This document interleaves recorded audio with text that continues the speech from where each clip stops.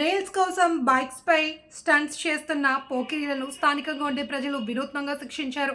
బెంగళూరుకు సమీపంలో Tumakuru national highway flyover పై ఓ యువకుడు తన స్కూటీ స్టంట్స్ చేస్తూ ప్రమాదకరంగా నడిపాడు. ఇది గమనించిన స్థానికులు యువకుడికి బుద్ధి చెప్పేందుకు ప్రయత్నించారు. ఫ్లైఓవర్ పై నుండి స్కూటీని కిందకి పడేసి మరోసారి ఇలా చేయకుండా ఉండాలి అని శిక్షించారు. ఈ వీడియో నెట్టింట వైరల్ అవుతుంది.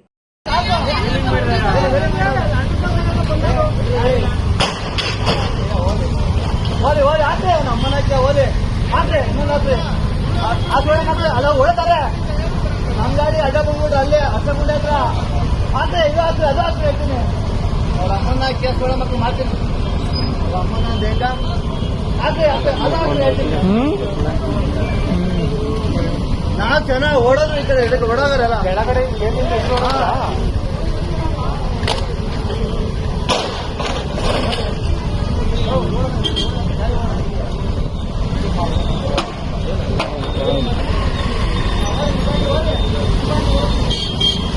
रोड जाम कर निम पाड़े निम होगी कदा हराम खोरीने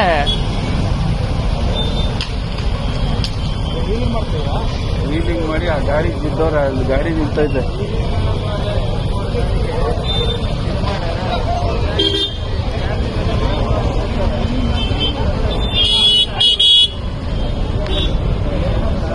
रोड जाम कर